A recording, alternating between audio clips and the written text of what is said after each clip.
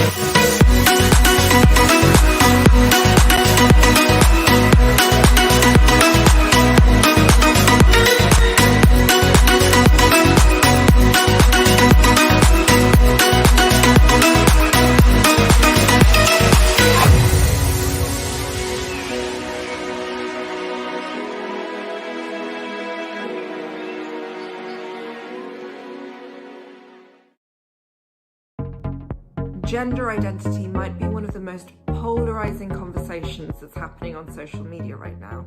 In most countries, sex is defined as what you're physically born as, male or female. But gender identity can be much more fluid. A person can be born female and feel more comfortable or identify as male, or vice versa. I've been seeing a lot of young people all over the world from gender fluid societies talking about their traditions online. This is Geronimo from the Native American Navajo community in New Mexico. She'e Francis Geronimo Louie, and I am Chiricahua Apache born for Diné. I identify as a two-spirit individual. This is my backyard. There's a lot of trees, lots of cactus. There's some mountains over there. Geronimo identifies as one of the 4 sacred and ancient gender identities from his culture. We have masculine, masculine, masculine, feminine, feminine, feminine, feminine, masculine. Masculine, feminine is something that I gravitate towards both spiritually, mentally, physically, and emotionally. The word for masculine, feminine is nakle, someone who is male-bodied, has a feminine nature, or who also takes on the roles of a woman and man. I take it quite literally sometimes. I can dress as a female, I can dress as a male. And traditionally, you're supposed to tie up your hair in a tiil. So men's traditionally would be right here, and women's traditionally would be somewhere up here. We wear bandanas. I know that I'm a male, and I can take on the gender roles of a female. I weave, I cook, I clean. 8,000 miles away in India's capital, Delhi, gender has been more than just male and female for centuries. Hi, Namaste. I am Leher. I am 23 and I was not born in a female body. In 2014, the Supreme Court recognized a third gender. I was assigned sex male at birth and I changed my gender medically. However, I'm not what in the Western terminology you would call a trans woman or a transgender. In India, we're considered third gender or the sacred gender that has the power to bless or to curse. They're regarded as highly sacred and respectable. Gender has never been binary in India. It's always been very, very fluid, especially in Indian mythologies. We have scriptures that describe more than 20 to 28 genders. We have story of Shikhandi. Shikhandi was assigned female at birth. However, the person transformed themselves into a man to fight the battle of Mahabharata. Over in Australia, transgender people have had different names among Aboriginal communities. Kai identifies as a brother boy. So a brother boy is a person that's been born female but has a male spirit or masculine spirit. Our understanding of being is so much more than a scientific definition of what is XX chromosome or XY chromosome. We can coexist, but doesn't mean that you should perpetrate hate and violence onto people that don't necessarily believe in the way that you believe. However, Kai's journey hasn't been easy, as he still faces discrimination in his own community. As someone that was born a woman and done women's stuff, and then transitioning into a man, you know, it's quite difficult at times to find your place as a person within my culture. And I think, yeah, I'm still on that journey.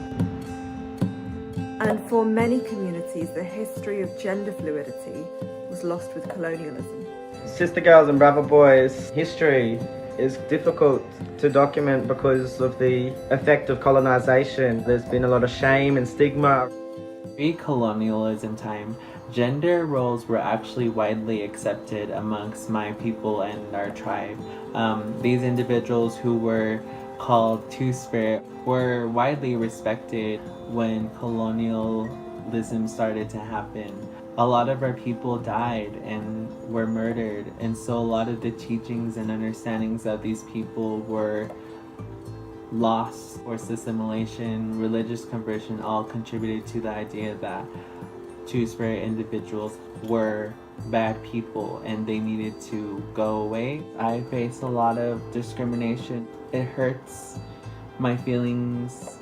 Leha also believes that colonization has meant there's less acceptance of gender diversity in India. Colonization is what has corrupted the mindsets of Indian folks that today are maybe transphobic or homophobic. Increasingly, the question of gender identity is becoming much more than how you choose to self-identify. It can decide whether or not you can access biologically divided spaces like toilets and aid shelters, and some sports. But the question of who should have access to these spaces is one of the reasons why questions over gender has become so polarised in Western society. Yet some people question the idea of gender and believe stereotyped ideas around masculinity and femininity are limiting. And in some other parts of the world, the idea of just male and female have been seen as an oversimplification.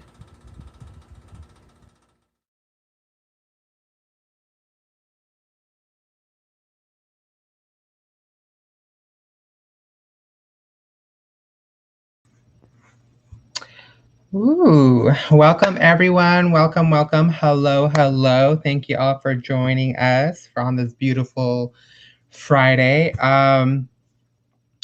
I just want to take the time to first acknowledge, some of the lands that we are on that may not be ours.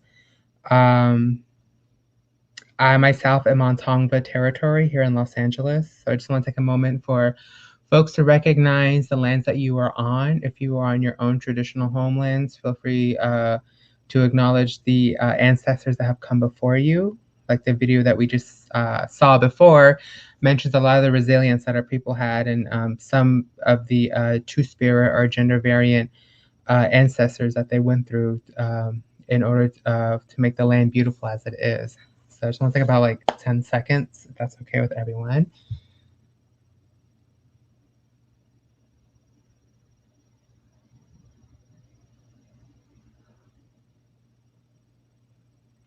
Perfect. Thank you, Ahiahet. Welcome back. I'm going to introduce myself in my Navajo traditional way, then I will translate in English later. Yat eshikestoshik edoshine yubiganishe na kaiden initially. Ki ani bashichin the Bethlehem dashite tkabahan dashinele.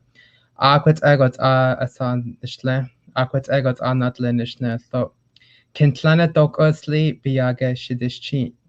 Kad Indigenous Pride becoach nishle. Freelance graphic artist, though project consultant nishna. So public health igi banashnish. California State University, Long Beach, de ninilcha. Tkovangardek eheshke. In the Tkodeneja de nasha. So hello, my family, friends, and my people. My name is Yue Bigay. I am the Nomadic People Clan, born for the Towering House Clan. My maternal grandfather's clan is the Black Sheep Clan, and my paternal grandfather is of the Near the Water's Edge Clan. So this is how I identify as a Navajo transgender woman. I was born in Flagstaff, Arizona, near the Navajo West Sacred Mountain, Doko Asli. I am currently the co-chair of Indigenous Pride LA here in Los Angeles. I work as a freelance graphic artist as well as a consultant. I also work in the public health field here in Los Angeles County. I graduated from California State University, Long Beach. So that's my alma mater. I currently live in Los Angeles, California on Tongva people land, but I'm originally from Kayenta, Arizona on the Navajo Nation. So thank you so much again for joining us. So a little bit about today's panel and why this panel has started this time of the year. Initially, this panel was planned for an International Transgender Day of Visibility on March 31st. However, Diné Pride wanted to do this right and make sure that the panelists who will be on this panel tonight had enough time, got acquainted, knew what questions were, prepared more properly. That way, everything wouldn't seem rushed. Everything wouldn't seem very how should I say? Everything wouldn't seem so, I guess, unprofessional in a way, because we do know that oftentimes we see a lot of panels that maybe panelists are called last minute, but I really do appreciate Al Ray and the rest of the Diné Pride staff and committee for allowing us to have it today on this very special day. The other reason why we wanted to choose today is because in exactly 2 days, April 18th is the annual National HIV Transgender Testing Day. So we wanted to tie in Transgender Day of Visibility with the National HIV Transgender Testing Day, which is why we picked today as kind of the panel for today. So without further ado, enough of me rambling, I'm going to introduce our panels that will be with us tonight. Sorry. They'll be with us tonight. First up, I want to introduce Marcy. And Marcy, if you can go ahead and introduce yourself how you would with your own people, go ahead. Tagote she Marcy Angeles Conte, she Neni Chirkal Inde, she Wamarish Chichimeka, she Indi Ishtishan. Hello, my name is Marcy Angeles. I am an artist, writer, musician, and journalist from southern New Mexico. I am currently living in La Union, New Mexico, which is part of Apacheria. Thank you for having me. Perfect. Thank you, Marcy. And I also want folks to be mindful of people's pronouns. If you cannot see it, our pronouns are right here on the name tags. So just be mindful of our panelists and our moderators' pronouns for tonight. The next one I want to introduce is V. V, come on up. Yate, I am Navajo, and I am from the reservation out in the Twayachi area. So here, Nana. I'm Kia'ani and Do'Khatna. So I'm out here in Chandler, Arizona now, and I am also a graphic artist and also a part-time DJ also. So I do all these things that when I, in my own time. So yeah, thank you. Perfect. V. Next, can I have Jaylene come on up? Hi there, my name is Jaylene from Sagamay Anishinaabe and Kawakatus Nations Treaty 4, Saskatchewan, Canada. Presently, I am calling in from Vancouver, BC, the unceded territory, the Coast Salish people, Tsleil-Waututh, Musqueam, and Squamish Nation. I'm thrilled to be here with all these relatives to speak on something very important, and I'm so honored to be invited for this discussion. Perfect. Thank you all, ladies. We do have one more panelist, but they are they just got off work, so we'll be moving on. And if they do hop on, we'll give them time to introduce themselves. So to get things started, I wanted to. Well, first today is sorry. March 31st was International Transgender Day of Visibility.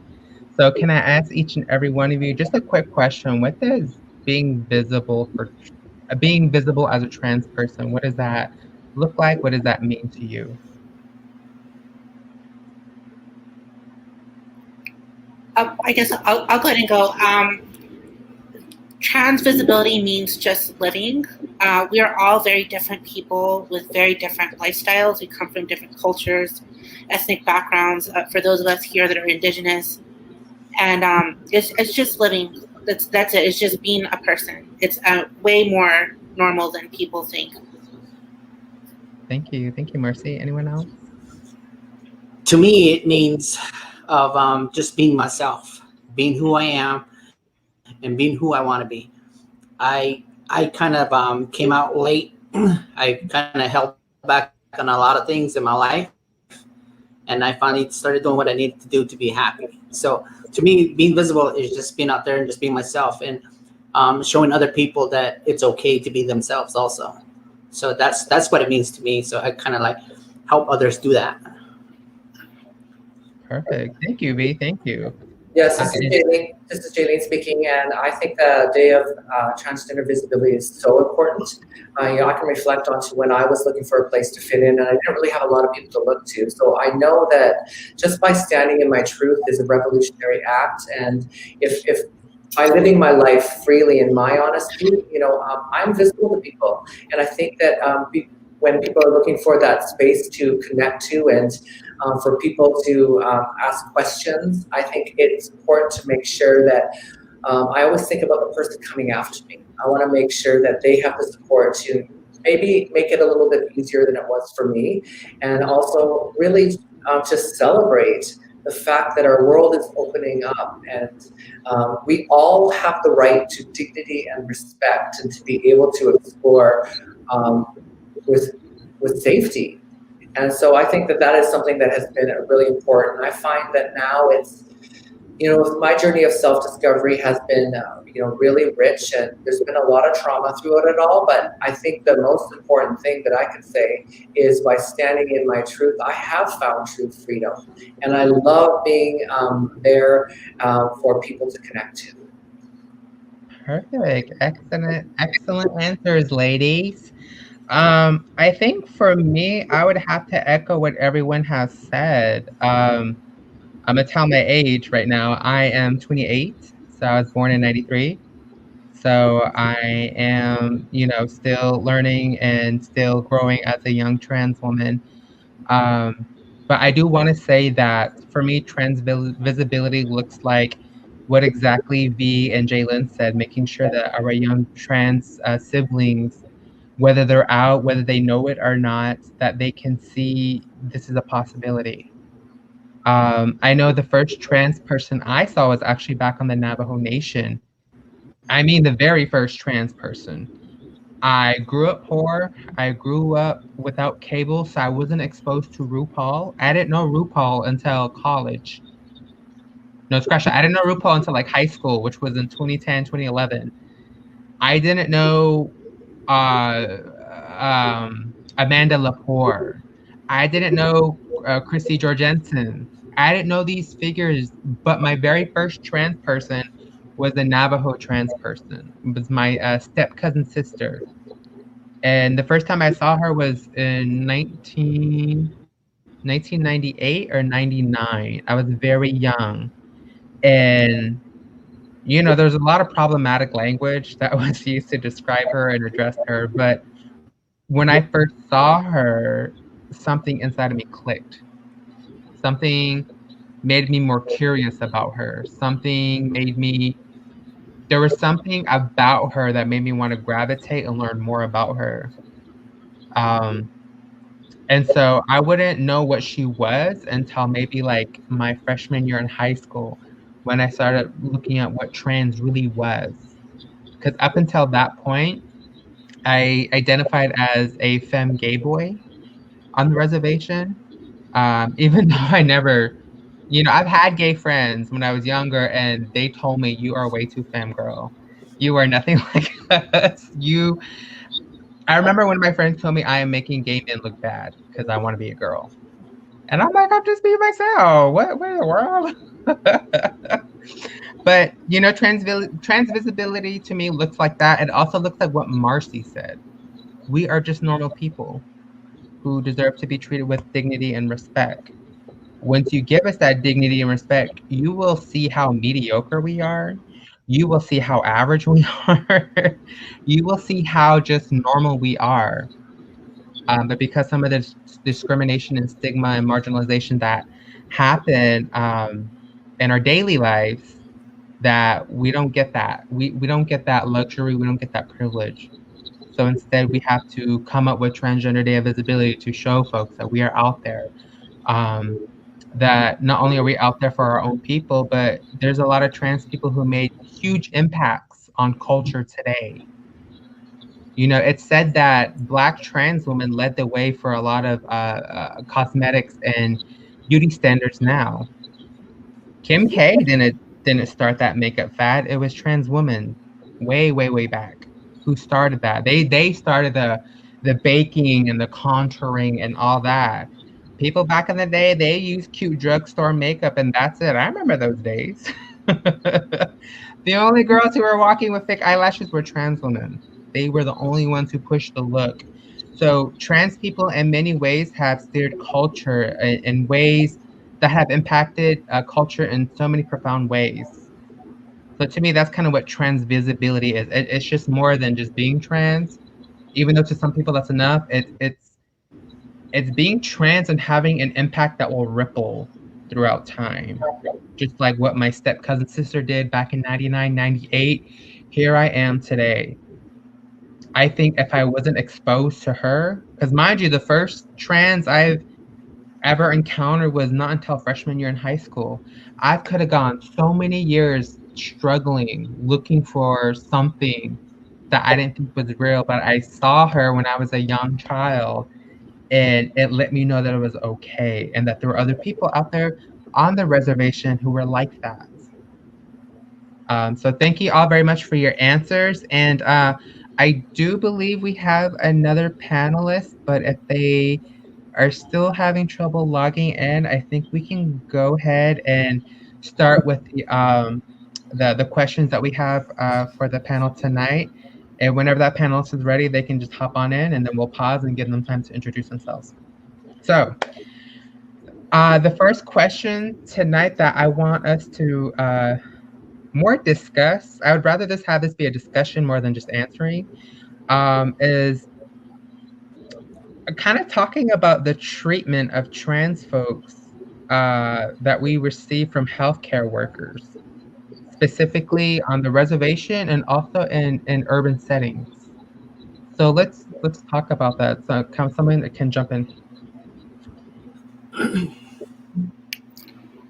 I'll go ahead and I'll go. So regarding treatment, so my background, I am living with non-visible disabilities. I have complex PTSD from trauma that I received because I am trans. I also live with bipolar disorder, OCD, and a few other ones. So regarding that, I mean, when it comes to Social Security, I have been discriminated against by the Social Security office so much in 11 years. And I finally was approved earlier this year. And because of the way they were treating me and the derogatory language they were using, poor shaming me, they were breaking their own policies. They were their own bias that they carry. They made it very personal. I had to, for my own mental health, stop getting Social Security because I can't live on $149 a month. And I cannot deal with people that are going to be setting me back in my therapy when the entire reason I'm medicated and is in therapy is to be in as good as possible mental shape because of my mental health disabilities. And really, it's just counterproductive for me to subject myself to that because it just sets me back and very unprofessional of them.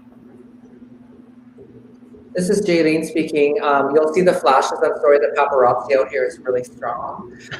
But I just wanted to thank you, Marcel, for sharing that. I think it's important for us to feel safe to be vulnerable, to share these, because it helps the people that are providing us with services to know how to help people better. And I know myself, exploring through the healthcare services, I reached a point to where I wanted to make sure that when I went into these environments that I felt like I could reveal my best self, because I felt I would go in and I would be reactive. And in a sense, I thought that I feel like that takes away my power, and I don't want anyone to take away my power. So what I would do is that I had this little mantra before I did anything, like changing my name, just going in for services before my name was changed, is I would be calm, confident, and have the appropriate paperwork. So I knew that if I had that focus in my head when I went in anywhere, I would be able to deal with what I needed to. And sometimes it was about people just not paying attention and assuming something without asking the appropriate questions. And when you're speaking in an environment, let's say there's a whole room full of people sitting in there, and you say to them, please use this name, this is the name I identify by, and they just forget. And then they say the name that's on the paper. It's so embarrassing. You want to crawl into yourself, because at one time my name was called and I just didn't answer. And then she kept calling it again and again. And in my mind, I'm thinking, you got to be better. You got to do better. So one of the things that I found now is, because I've been able to work through it and build my confidence and know what my rights are, is to go, and when I speak with people, I make sure to confirm with them that we need to pay attention to these details that I'm sharing with you, because it's very important. And if there's anything that is misunderstood, I stop, I remain calm, and I act instead of react. So I make sure that I provide them the information, because I keep thinking of that person walking after me, coming in, and if I can make it easier for them, then I know that's really part of my purpose now. But Marcy, I hear you. I know sometimes it feels like you just want to give up, because the lack of respect from so many people, just because they're just not paying attention. And I think that now, especially in the middle of a pandemic, we need to pay attention to each other. We need to make sure we're elevating each other's experience in this world, because it is hard in general. And I speak as an Indigenous Trans identifying human being. Just like everybody else, I have the right to have professional, respectful treatment in anything that I do. And I finally feel that for those who don't feel like you have a voice yet, I really suggest that you connect with the resources as close as possible to you. Now there's a lot of online resources, but if you don't feel like you have that strength yet, that is okay. There are people around and relatives that are here to help you really explore your journey with that freedom and that safety. And we've got to help each other. So I think this is really important, and that's been my experience. But now, when I go into somewhere, I hold my head up high. And I know that I'm going to walk through this. It's going to be a good experience. And if I have an opportunity to educate somebody, then I've done a service for one of my other relatives. So I'm Jaylene. I'm finished speaking for now. Perfect. Thank you, Jaylene. Thank you, Marcy. Yeah, it is hard as a trans person. Just, on one hand, we can have a bad day and we don't want to help. We want you should have this stuff right from the get-go. And some days we do have maybe a thicker skin. Maybe some days we do have the confidence to be patient, be understanding. But I think at the end of the day, I am going to agree with Marcy and Jaylene. They both should have their stuff down. Yeah, and not all trans people, are understanding the patient. I mean, even me, when I started late transitioning, just going to the hospital and stuff like that, I've had people that would give me a hard time on certain things. I had to go out and find the resources for it, and find the right doctor, find the right person that'll work with me. And I did. I'm really grateful I did, because it did help me out. And it took a lot of pushing and a lot of things. And I knew when I was going to be transitioning, I knew already that there was going to be struggles coming along with it. And it was just finding the right resources to get me through everything. And I've been discriminated against. And just like Marcy, I suffer from PTSD and, bipolar and all these things too with my mental health. But I did find the right therapist. I did find the right doctor to work with. All these resources came into hand and they came into play. It's just that we need to seek them out. And then when we seek them out and we know people that are going through it, we can offer them and say, hey, you know what, this is the person you should go and see, and maybe they'll help you. You know, so especially in our areas, in certain areas where we're at. So my platform, it was like that. I came from a very long ways from what I've been through. So it was hard to see my other relatives and other friends go through the same thing. And then when I started transitioning, I started to feel what they were feeling. So that's what I started to make my focus on. Okay, I need to get the right resources. I need to reach out more. And I did this all on my own too, because I really didn't know who to turn to.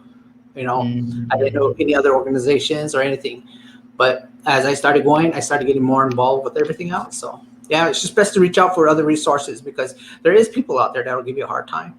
Yeah, you know, for me, like, I mean, it was more than just misgendering and using the wrong name. I mean, that's the small stuff. I mean, the first time I was ever interviewed to get disability, the woman that interviewed me asked me 5 times if I had HIV just because I'm trans. And I'm like, okay, well, just because first of all, there's nothing wrong with having HIV. Any person with HIV should be treated with human dignity because they're a human being and that's of no fault of their own. But just because we're trans, it doesn't mean that we have HIV. It doesn't mean we have any of these things. So it was many years of things of that. And so I would like to take this time to say that if Governor Grisham or her office is watching, I would love to work with them on trying to help reform Social Security in New Mexico as far as trans with disability needs, because, you know, there's so many different intersectionalities and there's so many trans people that are not able-bodied or have non-visible disabilities. And we have all of these people that are there to help, but they refuse to admit that there's power dynamics to the job that they have, and they shouldn't be making things personal. And they should be, one, acknowledging our ADA rights, which is already law, you know, but apart from that, just honoring us as human beings and giving us a fair chance to show that our disability is real, and we don't need people that are being dismissive or trying to invalidate, you know, our medical diagnosis. I'm sorry. Perfect. Thank you, everyone. Thank you so much for your answers. Yeah, healthcare. This will always come up. I wish this issue would be put in the ground already, but it's still coming up. I'm gonna have to pause this really quick because our other panelist has just arrived. Our next panelist that would have gone before but has now just entered is Antonio. Antonio, can you go ahead and introduce yourself as you would with your people? Yeah. Hello, everyone. My name is Antonio Amador. I am from the Navajo Nation tribe. My clans are Dista, Kia, Ani, and Shla. Nakai Bashishchin, Kinsachitni Dashiche, Nakai Dashanella. I am half Mexican. I'm originally from the Big Mountain area. Grew up in Navajo Springs, Arizona, only because my family was relocated. I also went to school in Page, Arizona. And right now I reside in Phoenix as I work from home. I am 33 years old and very active hiker and athlete as well. And so far I have just started transitioning. And it was a little bit tough for me at the beginning, only because it was really hard to find resources. But living in the city definitely brings up that a lot more resources to find. So. Perfect. Thank you for joining us tonight, Antonio. No, thank you. Actually are living right next by V. V, you're in Chandler, right? Yes, I am. Neighbors. Cool. Antonio, we just got done answering our first prompt. Let me put it in the chat so you can see it. I had everyone basically answer, well, not answer, but more like discuss what your treatment of trans folks receive from healthcare providers, either on the reservation if you grew up or if you currently live on the reservation, or even in an urban setting if you moved. Okay. Well, like I said before, I never really looked into the options of my treatments on the reservation, only because personally I was afraid of actually going out to certain health cares, not knowing if they even knew about anything that I could use, or kind of giving me that education of the helpful resources. So I just left it. Growing up in a small town, it's really hard to be open about certain things, especially like this. So I never really looked into smaller communities until I came into the city. And if it wasn't for one of my good friends who kind of towards me, lead me the way to a helpful clinic here in Phoenix, I wouldn't have started. So with his help, I was able to find a nurse practitioner, go over what kind of procedures they have. So, but yeah, it's hard looking for it on the reservation, and I think it's just being scared to actually be open about it with them, because you never know what they're going to say or kind of backlash you're going to get.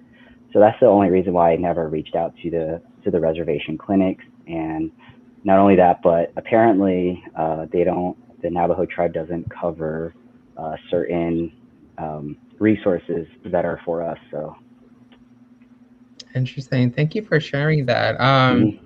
Yeah, transitioning on the res. I mean, I tried transitioning. I'm 28. I tried transitioning when I was a junior or senior, so 2010, 2011.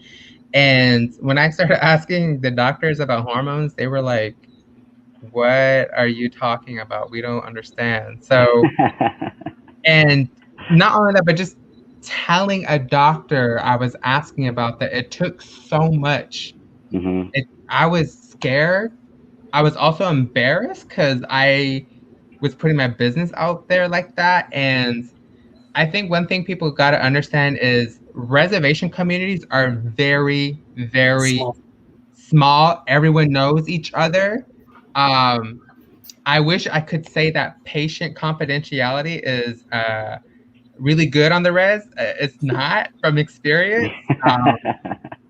Growing up as someone, my family knew everyone's tea. My family knew everyone's health issues. My family knew who had cancer before their family members knew they had cancer.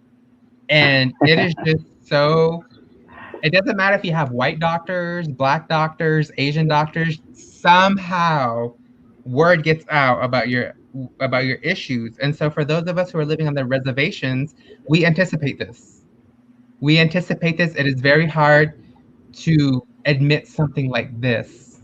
Because as you will see in the panel later on tonight, being trans, being trans now is a whole lot better than being trans maybe a decade ago, 2 decades ago, 3 decades ago. And, you know, some of us still kind of carry that trauma of trying to be ourselves on our own homelands. Ironic. But thank you for that, Antonio. And just last quick follow-up question. What's your healthcare like right now that you're receiving in the city? Well, luckily, I was able to get on Access plan, and with the healthcare or the facility that I'm at, they're very open on a lot of insurance that can cover my prescriptions and everything. And luckily, with my job, I'll be able, my healthcare plan with them will actually cover a little bit more than what Access can give me and offer me right now. So yeah, the healthcare is not on the reservation out here. It's mainly in the city. So Got it. And yeah. may I ask how your personal interactions are with healthcare providers? Do you get in arguments? Do you have to correct people all the time? No, actually, I'm really lucky enough to where I was actually being questioned a lot before I started my my testosterone. It was really hard because a lot of them would be like, "Oh, sir, he, him." Like they were already doing the pronouns for me before I could even make any changes. And you know, there's a lot of things I found out about myself once I started this treatment, like my blood work, what I have and everything, and it's really interesting. And so now it's like, now that I sound more like what I should sound like, as I like to think about it, it's a lot easier for me because everyone already pronounces the pronouns correctly to me, and I don't have an issue. I don't have arguments. Before I started transitioning, when I was a she, I would get a lot of issues about that, especially going to public restrooms. They'll be like, "Excuse me, sir, why are you in the ladies' restroom?" And I'm like, "I'm not okay. I'm not." And it's the funny story is I actually got kicked out of a gas station because of that. The He's like, security I'm a guy. woman, see? Yeah, so I was like, all right, cool. Well, I guess I need to use the right restroom, and they're like, okay. So I just walked into the other restroom, and it was like nothing. Like the guys were just like, hey, what's up, man? Right. I'm like, wow, all right, cool. But you know, it's interesting you say that, because in a way, I've also experienced that too. I remember one time when I started growing out my hair longer, started wearing more girl clothes. When I used to wear boy clothes, everyone used to say I looked like a chick in dude's clothes. And so when I started wearing more girl clothes, I guess it really brought up my femininity. I was in Bash's. And for those of you who don't know Bash's is kind of like a local grocery store on the Navajo Nation. And I was going into the men's restroom because that's what I was used to, right? And this employee was like, excuse me, that's a men's restroom. That's a men's restroom. And I was like, oh, sorry. I went to the men's restroom. And the reason why I bring this up is because I think for some of us, at least for me, I can't speak for everyone, but for me, growing up on the reservation, you kind of learn to develop a thick skin. So you're used to all the he's if you're a trans woman, or a she if you're a trans man, and you're used to all the dead naming. But those moments where people accidentally gender you the right way, it's gender euphoria. So you feel special, you feel good when people actually call you the right thing. It might be on accident, or it might be on purpose. Because I remember when I was young, people used to call me a girl to kind of insult me. But I'm like, you're not insulting me. I do see myself as a girl, but stuff like that. So it's funny you say that, because there's just so many moments like that happen in trans people's lives that I don't think a lot of people realize. And it is kind of ironic, and it is funny to reflect on that. So thank you everyone for your answering this prompt. The next one I want to ask is in regards to the bathroom. I feel like this issue should be long gone, left in the 2010s, but unfortunately it's still an issue in the 2020s. Will the Navajo Nation, or if you are on a different reservation, will the Navajo Nation or any other reservations ever have unisex bathrooms in a government agency buildings, businesses, or even school buildings? What are your thoughts?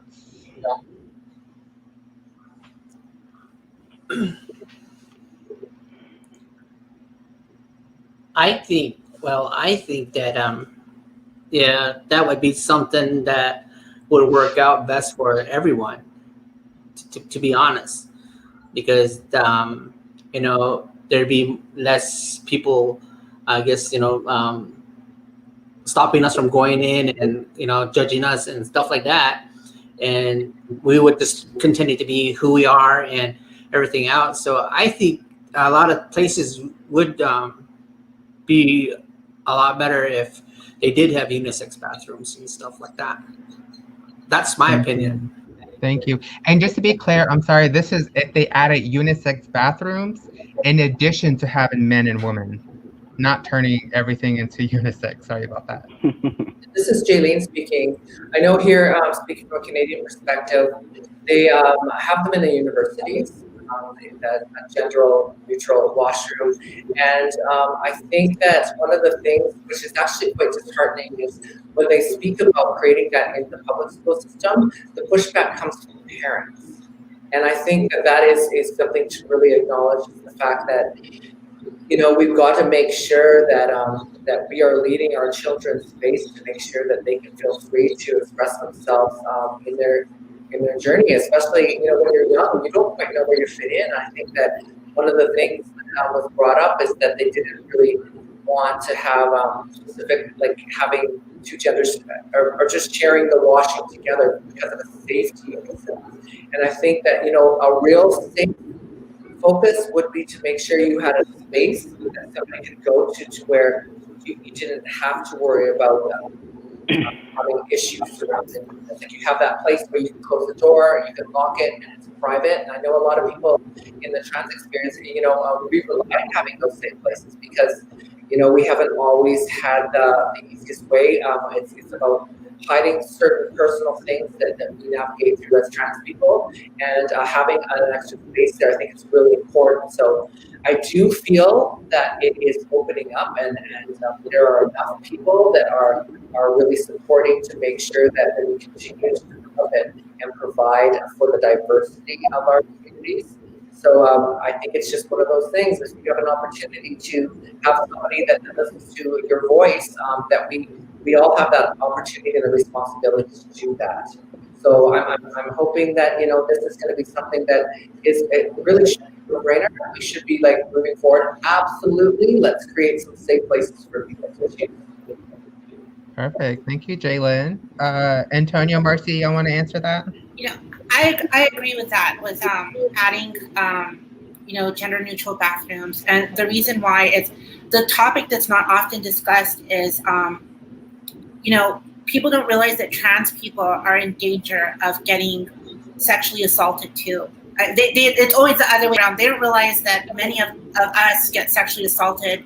Many of us that are murdered, it has something to do with sex, because someone had sex with somebody because they're curious, and then they get angry about it, and then they murder us. And it's like, okay, well, do you realize how many trans people get bladder infections and stuff like that because we have to hold it when we're out? I think it's only logical. I mean, because they don't realize that we ourselves want our own privacy and safety. It's not just that. And just a quick reminder, Two-Spirit people have been using the bathroom all over our ancestral lands since the beginning of time. And your bathrooms, your gendered bathrooms, they are foreign to us. They are foreign here. And that's new to us. Thank you, Marcy. And Antonio, do you have any thoughts? I think it would be nice for not only the Navajo Nation, but also other tribal reservations to start adding unisex because, each tribe we're starting to become a lot more aware of two-spirited people. And not only that, but with this community, a lot of them are starting to realize what it is that they go through, what we go through. And I believe that it would be really nice to start having unisex bathrooms in a lot of public areas because, it's like what Marcy said, we need that comfort for us when we use the restroom. And, we can joke around about a lot of situations that we've been in, but in reality, you never know who we can run into, what they might see. And, I think especially for the youth, that is the one thing they definitely need is they need to have that safety net, that comfort of being comfortable of going into a restroom and not having to look over their shoulder or pray that someone doesn't bust the door open, Right. So I really hope that the Navajo Nation and other reservations across the U.S. will start looking into getting unisex bathrooms.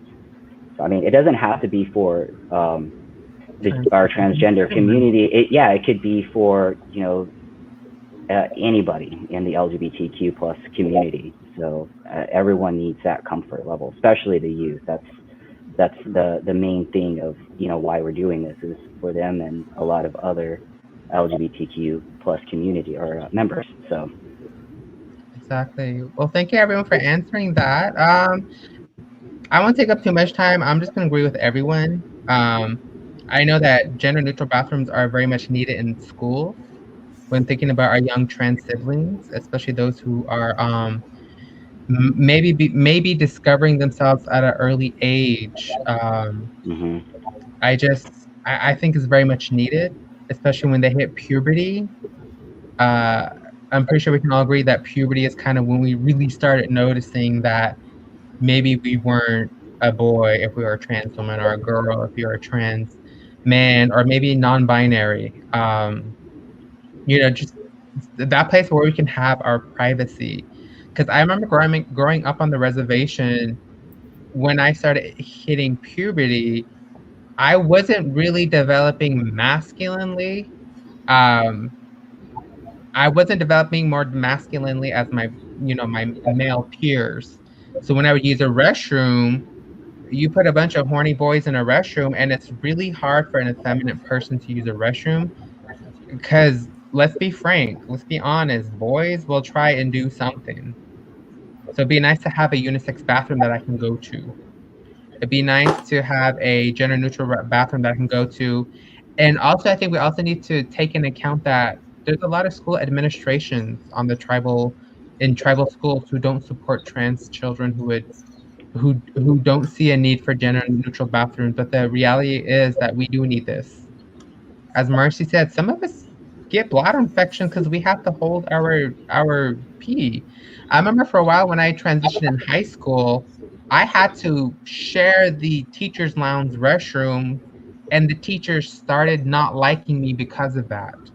They thought I was being spoiled. They thought I was being catered to. And I'm like, no, I can't go in the boys' restrooms because everyone in the school knows that I'm trans now. All of the girls in the high school are okay with me going to the girls' restroom, but it was the faculty and the staff of the schools that had an issue with me using the girls' restroom. And so they had to make my life that much difficult to walk up from one camp on the other side of the school campus all the way to the front office desk just to use the teacher's lounge restroom. And it was so annoying. I had to race sometimes to get between classes, and it's just not fair. It's just not fair. So I feel like a lot of tribal governments really should consider implementing gender neutral bathrooms, at least in schools and government agencies.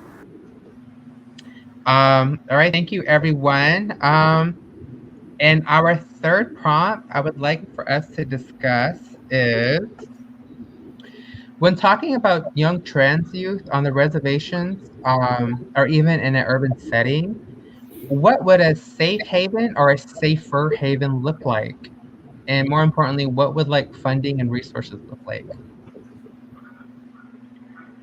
Well, I believe that they should start developing like a community building. I believe that once the LGBTQ community builds a certain community building and kind of show it or advertise it to the youth, they can go there. They can that could be their safe haven to meet other LGBTQ members or read pamphlets of what to expect when you're changing, or kind of given an eye-opener that yes, it's scary for being who you are, but you got to understand that there's all these people in the world that are going through exactly what they're going through. Because honestly, when you find that information out, that everyone's going through exactly what you've been through, there are similar stories, that feeling of fear and that comfort just overtakes that, and it's like, okay, I'm not different. I'm just as normal as anybody else. So exactly. I think that the reservation, small communities that are closer to the reservation, I think that they should start funding to have these buildings, these community centers, to be brought up, and not only that, to have more of like an education for them. So, and I think that's the reason why a lot of youth, younger adults, that's why they do the things that they do. They run away, they commit suicide, they start closing themselves in, because I think little communities and certain parts of the reservation, they don't have the education sources like a city has, or a different town 50 miles away. And I think once we have that, that would change a lot of lives. That would make our community, our Native American reservation, a lot stronger, and being capable of taking under a lot of like responsibilities or education. So Perfect. Thank you, Antonio. Anyone else?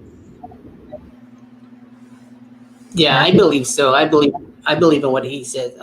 Also, there's all these things that we need on the reservation, especially safe haven for the younger youth, because some people, some families don't understand their kids, and they start to say things, and they push them aside and everything else. So these kids, these youth need to find that place where they can say, okay, I want to talk to someone, be with someone, and where they can just interact. So things like that would really help to have a place just secluded for that, and have the resources there, and everybody backing it up. I think that's one thing that would really help with a lot of things like that, because I've seen so many kids that went through it, and I've seen some that have been out on the streets and stuff like that, and I've taken my time to try to help as much as I can. So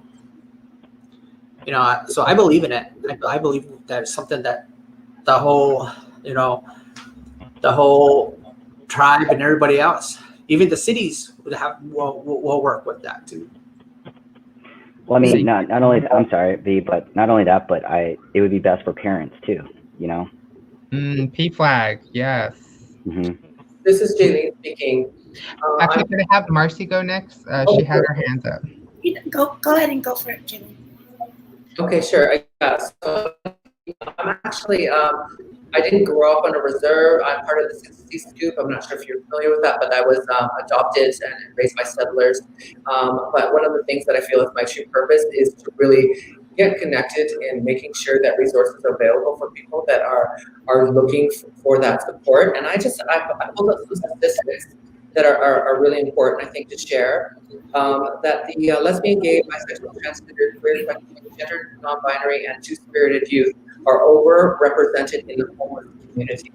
25 to 40% of homeless youth are LGBTQIA+, and family rejection is the most cause of youth homelessness. LGBTQIA+ youth are much more likely to struggle with mental health concerns as well, which include suicide. So I think that I know that speaking from Vancouver, there are a lot of great resources that are continuing to strengthen and provide the resources for people that are looking for that safe haven to go to. And I feel that as I learn more about my culture that I didn't grow up with, but I grew up Indigenous, so that blood runs through me. But I think the fact that I am sober, I've been 22 years sober from alcohol and drugs, and I've been through a lot of healing. And now I feel really empowered to really connect, and I'm a part of these kind of discussions. It's such an honor for me to connect with relatives and be able to share this voice, because somebody is watching this program and they're finally realizing, like Antonio was saying, there's somebody like me. There's somebody out there that could guide me towards not feeling so alone. And the fact that I find with systemic racism, it's been within not too long that I've really been able to unpack the effect that it's had for me as I grew up. Being in a community where I was one of the very few Indigenous people, and I just accepted that I was different, and I accepted people to tolerate me, and I just knew my place. And I look back at it now, I'm like, oh, I was taught from a very young age to be quiet. And now I realize the effects that I have, like I said earlier, of being able to find my freedom and having the Creator guide me towards being a resource for my own life, but also now to share the stories and connect with people like yourself, that we can come together. And we know all around the world we're sharing our stories. People are going to hear it, and they're going to finally feel like there's some way out of that real lonely place. So I'm going to continue pushing forward, and I know I've got a great community that I connect with as well. Perfect. Thank you, Jaylene. And then Marcy? Like what Jaylene said, I totally agree with that. I think having a safe haven for LGBTQS youth, one of the most important things would be having sober staff, encouraging sobriety. I've always said that, well, not always, I've recently said, because I haven't always been sober, I'm approaching 14 years sober. And I never thought that would happen. And but it did, and I'm so glad it did. It's done so much for me, learning to walk the red road and, you know, decolonize, because decolonizing is ongoing. It never ends, right? So I think it's important to encourage the youth that sobriety is the way, rather than the way that the youth in LGBTQS communities that are involved in white LGBT culture. It's like everything's nightclub, everything's this, and there's something more to that. You know, we have sacred roles in our tribal communities, and so that's definitely one thing. Is just when you are a marginalized person, you make an excellent, you're an excellent candidate for becoming an addict. And you know, apart from that, I think one important thing would be white leadership. Living in an urban area, one of the things I see is in an area that's predominantly people of color, you have people that are white and in positions above. And how much can you help people of color? What do you know that, and I'm not trying to be disrespectful, but what do you know from your white privilege that can help people of color? And are you being inclusive? Are you talking about people that are two-spirited? And, you know, other things culturally, there's more to us than that. So I think even having a diverse panel that one includes, you know, a white person that can help the white LGBTQS youth, but also people that can, from different cultures and ethnic backgrounds, that can help other people. And I just think it's important to have native people in places to help, and up above to help, you know, two-spirit youth, and things of that nature. Can I say one more thing? Go ahead. Yeah, thank you so much, Marcy. You know what? I got to connect with you further. I know we're going to get along just great. Connections. Congratulations on your sobriety. That is amazing. Such a miracle, and I love that. And you know, one of the things that I think is important, I sit on the board of the International Support Council, which is LGBTQIA+ organization in 70 cities in the United States, Canada, and Mexico. And we raise money and awareness to make sure that we'll continue to push forward to provide resources for people. And recently, I've been part of a talking circle of two-spirited people here in Canada, and it has been amazing. And with that particular opportunity, I was able to get some counseling. And this was from, and to get counseling from somebody who understands, who is I was from a Métis, a wonderful non-binary identifying person, and they were able to just really have this discussion with me. And I thought, this is really important. And that's one of the reasons why I feel like I'm going to be, I'm moving forward with my identity as an Indigenous person, and I have confirmation of my paternal and maternal bands. And once I get my registration number, I'm going to look into more schooling. And I think that I feel a calling to be a resource for people looking for counseling. As an Indigenous trans sober person, it feels like, you know, that's going to be the next step. So I just love listening to what everybody's sharing here. And we have not met, but we are relatives. And I'm going to connect further after this, because I know the Creator doesn't do things by coincidence. It's for a reason. So when we come together, and when we're talking about pride, we're talking about continuing to co-create in conversation with each other to lift each other up. So I am just feeling the spirit right now. So I sometimes when I feel that, the words kind of they flow. But I want to thank you all for sharing your heart. I can truly feel it.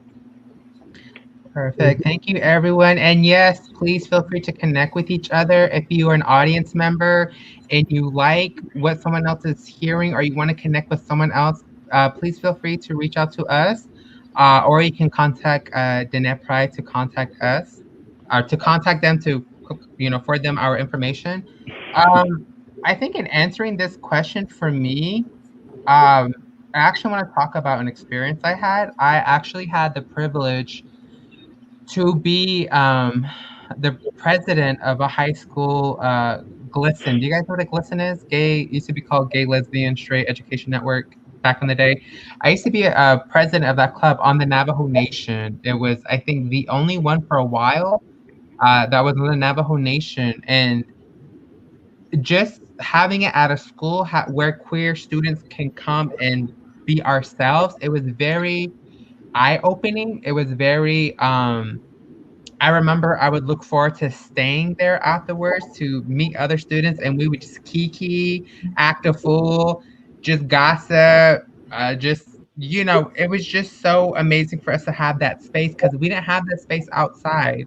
Some of us live out in the boonies. Some of us lived out in sheep camps. Some of us live, so had to have that space as an after school program where we could connect and meet was very fun. And so hearing each and every one of your I guess recommendations, your visions, your dreams, I can only imagine what it would be like if we had maybe a Diné Pride Center in Kayenta or a Diné Pride Center all over the Navajo Nation, or a type of Indigenous Pride Center on every tribal reservations where youth can go to feel themselves, where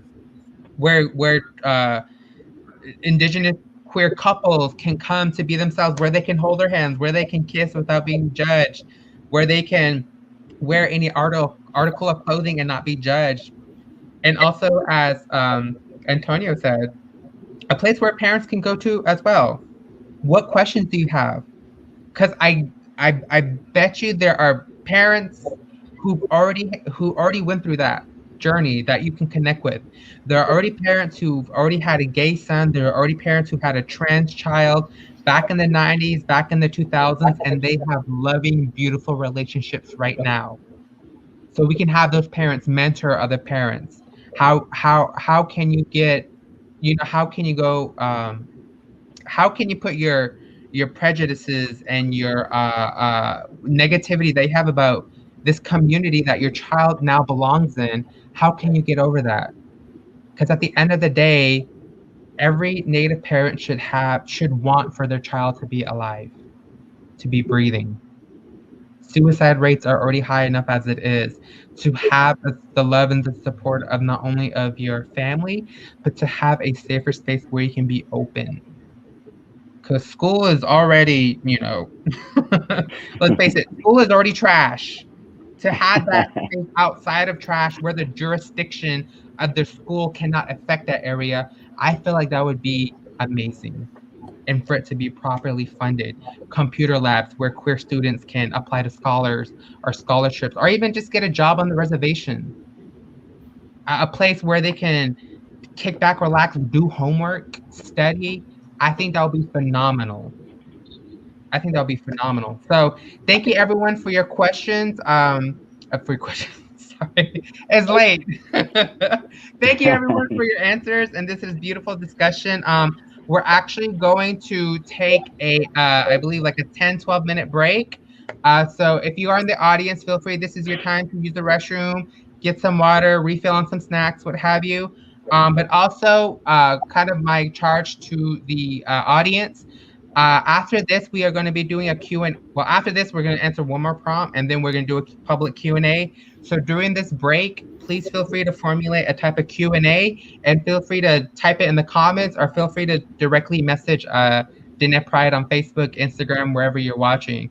So we'll be back in 10 or 12 minutes, and we'll see you. Till then, everyone.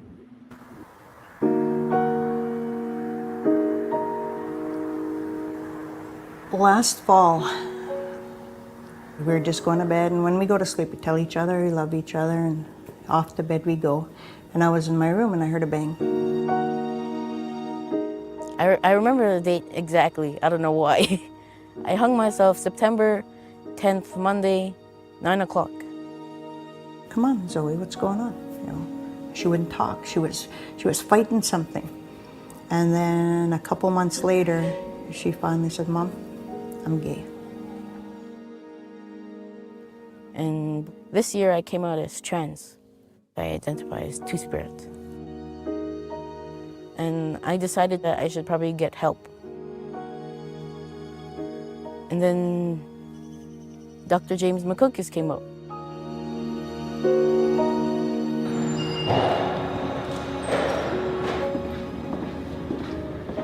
I've been practicing as a family physician since 2012, and for the past 3 years I've been having a transgender health focused practice. It also aligns with me being a Cree Two-Spirit physician. So Two-Spirit is a contemporary English term that reflects gender and sexual diversity that exists in Turtle Island prior to European colonization. And that was disrupted with the imposition of foreign values, Christianity, religious institutions. And what happened was Two-Spirit people were suppressed and killed, and the teachings around that went underground to protect them.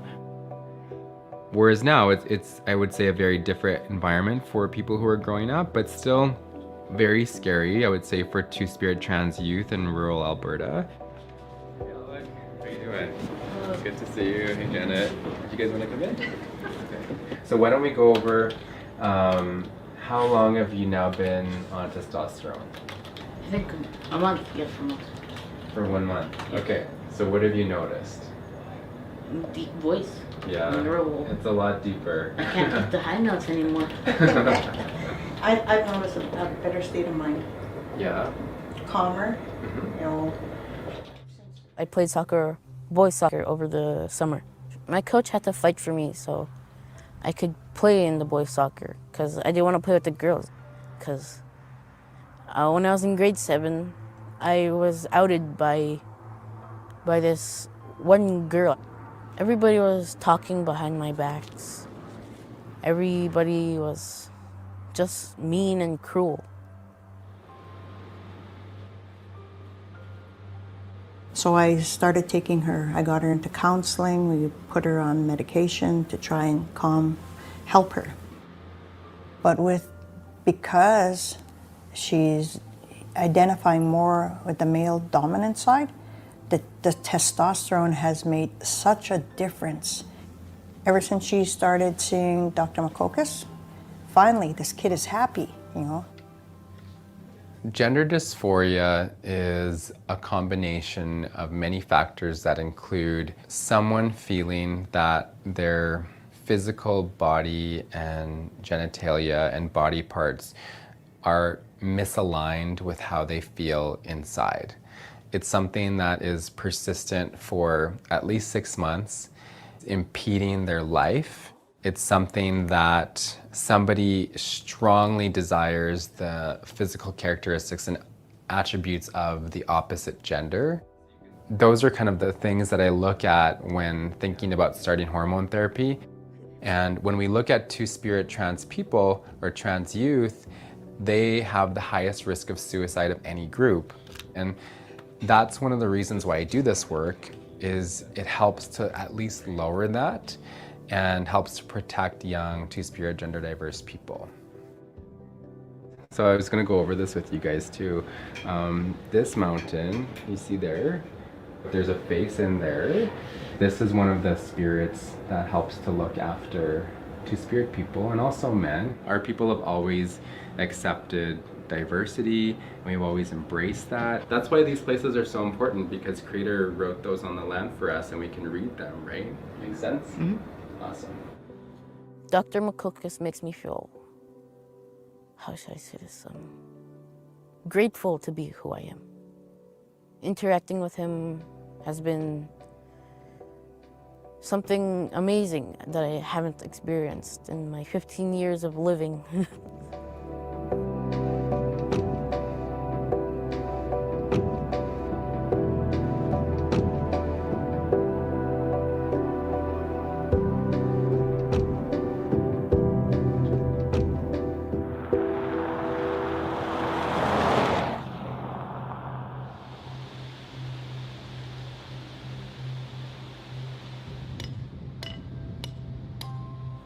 Growing up as a Two-Spirit youth, as a gay male in rural Alberta, it was awful.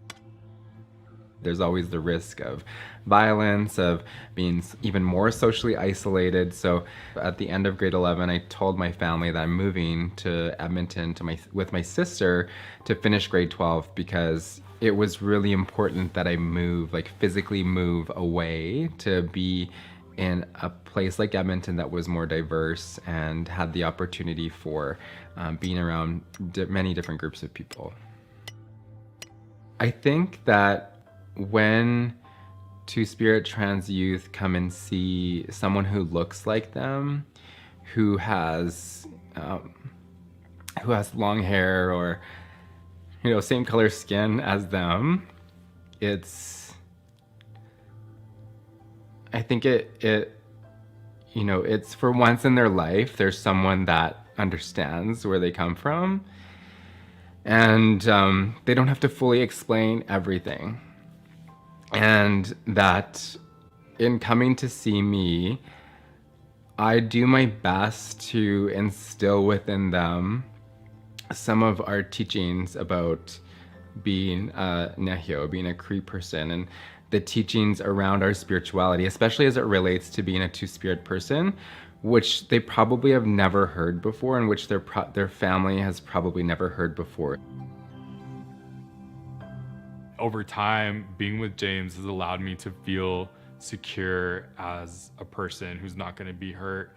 And like when a physician is there and is like caring and nurturing and providing a space for people to have wellness as a family in a very difficult situation, that's something that I wanted to do. And so now that I am married to James, who's a physician, and we do like traditional things that create that space for people, it's gratifying that I still get to do what I wanted, but I didn't have to go to school and like study super hard to be a doctor. And one of the favorite things about being in a relationship with James is that when people look at us, there's like a question mark on their face, because we break their stereotypes about Indigenous people. We break their stereotypes about femininity and gayness. We like kiss in public. We hug. We call each other babe. And it's just who we are. We just express ourselves. But in a real sense, we're creating community by hosting Two-Spirit sweats at our house. We have Two-Spirit meetings here, and creating that space and being the guys who can stand up and be like, let's include everyone, is a huge privilege.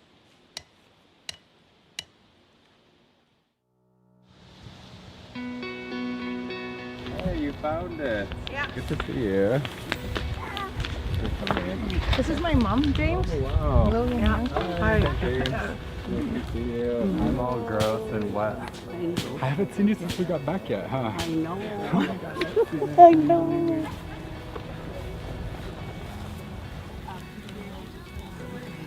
Do you want to do it? Sure. Sure. Okay. So you just take it like that. So now you're gonna turn it. So always going clockwise. Yeah, turn it. So you're gonna go closer, and you're gonna go over the smudge like that, and then back.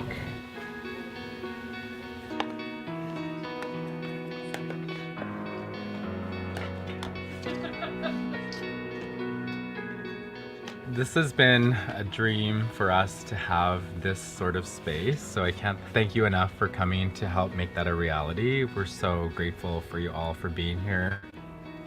And we're sharing some of those stories or teachings or whatever it is that you want to share about your experience as a Two-Spirit person, or in ceremony, or what keeps you well, or what keeps you healthy. I think those are the stories that we'd love to hear. I'm a mother of a transgendered son. Being a mother of a daughter, I have different rules, and then being a mother of a son, I had different rules, and then being a mother of all of that in between was really, it shifted my mind so much to think about the way people relate to one another. When I thought I was gender fluid, I remember talking about it to people in class, and pretty much everybody didn't believe me, and that's why I basically shoved it down for the next 3 years. And when I found out that two-spiritedness was a thing, it made me feel normalized, like I wasn't alone.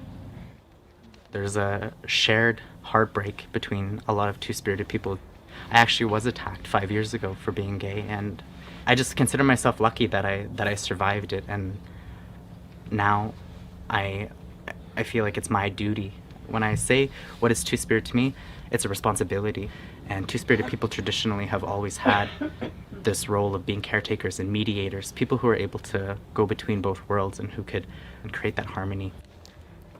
One of the proudest days of my life was the day that James and I first put up this teepee, because it was like always my dream to have this with someone. I didn't know that we could come together and create a space and look at each other and just be like, I see you, like you're cool, like that's a beautiful dress. It's just awesome that we have this, because everyone deserves a place. It's amazing to see the joy and spark that ignites in people when they feel fully included and that they belong. And that's what we want to do for young Two-Spirit people as they're coming into their identity and who they are, is to fully support them and know that there is a place where they can be who they want to be and who they are.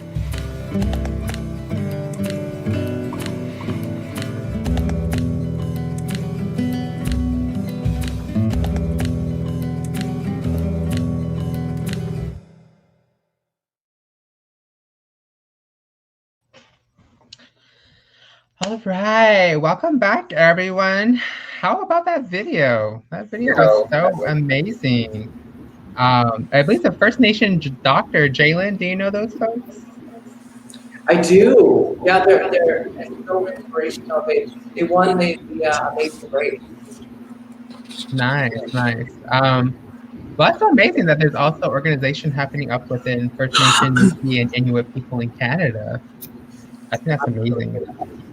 It makes my heart really warm when I see organization happening like this in like other countries, because I know there is some organization also happening in Mexico, in Oaxaca, with a lot of the Boucher and the Zapotec people, and how they are kind of organizing for folks like them and people who you know, like them, or people who are trying to come out and stuff like that. I think is very beautiful and wonderful.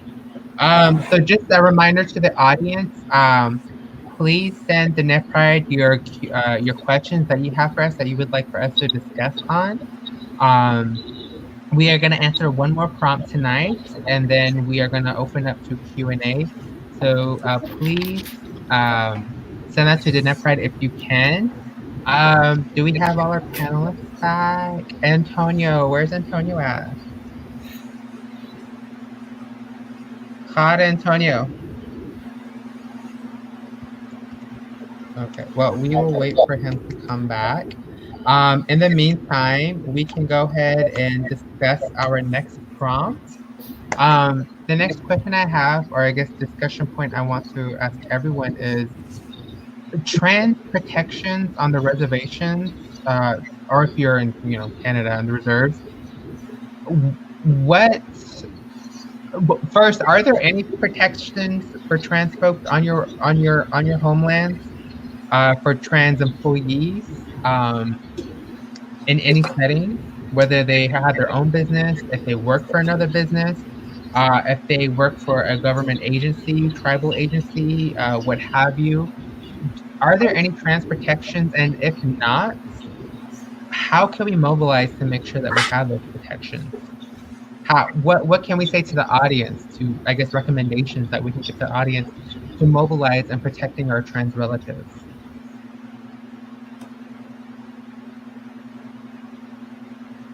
Was that a lot? Well, it's interesting to hear more because I like I mentioned, I don't live on a reservation, so I'm interested to hear exactly what is implemented for the rights. Okay. I don't live on the reservation. I'm an urban native, but I mean, considering that Two-Spirits, you know, have long played vital roles in our tribal communities as medicine people and healers. Not only that, but trying to survive colonialism, I mean, as we have been for over 500 years. I would say, I mean, for the ones that are on reservations, I mean, you're helping preserve your own people, because you cannot remove the Indigenous from a Two-Spirit person. We're Two-Spirit and we are Indigenous at the same time, and I hope to see that outside of reservations as well. Perfect, thank you. V? For me, I think, well, coming off the reservation, there was hardly ever any protection out there. And I think there's a lot of things that we need to do to, especially spread awareness, you know, for everyone to see what we can do and help one another, especially with our trans youth. You know, they'll be looking up to a lot of us as we're transitioning and going through our steps, and you know, they're coming up and So they're going to need all that protection that we need. And I think it's really like we need to step on each other, help each other out by providing something for them. So Yeah, in right now, right now, I really don't think there's anything. And yeah, I agree. I mean, it's unfortunate that a lot of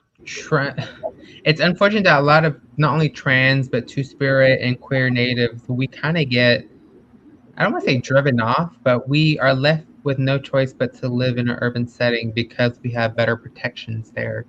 We have, even if there's no protection in the city that we go in, we know there's more connections to resources to at least mitigate or do something about the harassment, the legal issues that we face.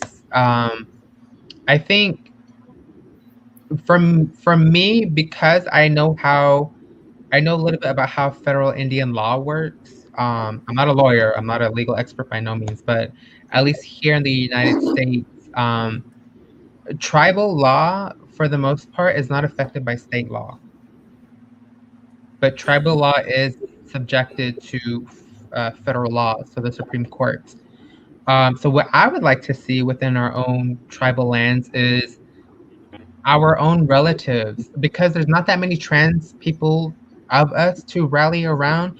We really need allies. We really need accomplices who will help in rallying our councilmen, our council delegates, whatever representative you have on your reservations. I really need trans allies and trans and cis folks to organize together and get these council delegates to submit some type of protection, legal protection for trans people on the reservations. Because I think this is just me speaking. I think it would be really fucking awesome if you were in a conservative state that has a reservations that, if you go to those reservations, you're more protected on the reservation than you are within the state. I think that'd be cool. I think that'd be so fucking amazing. So that's kind of what I think it would look like. It would look like trans folks who work on the reservations, it would prevent them from getting fired on the grounds of them being trans.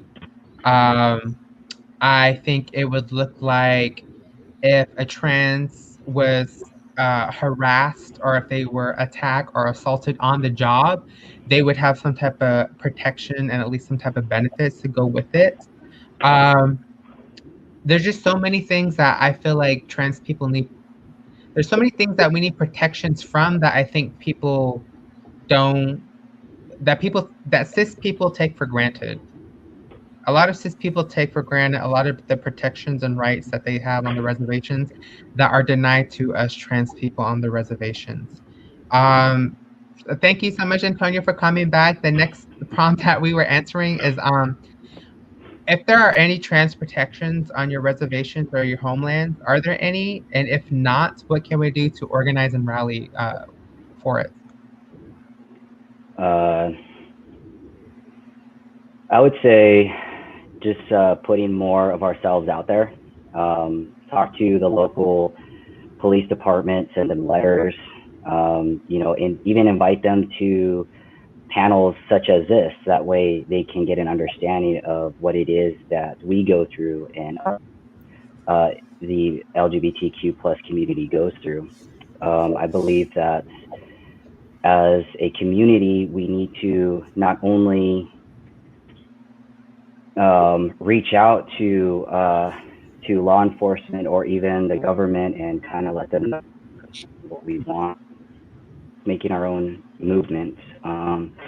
Because I know with employment, it is tough, just because you never know what hired for, or it's kind of scary because you don't know if it's discriminating or not. And not only that, but some companies really still discriminate us anyway, ways around it. So if we could just gather up as a group, write a letter, advocate about it, that way not only the Navajo Nation but other reservations can have that opportunity to speak out more. Mhm. And honestly, I think panels that the Diné Pride is doing, we just got to invite the law enforcement and other Native groups out there, so that way they can get an idea of what we're trying to do. Exactly.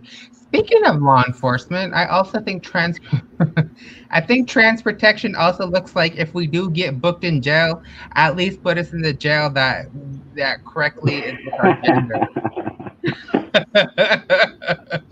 Don't put me with the men. They are gonna eat me alive. Marcy?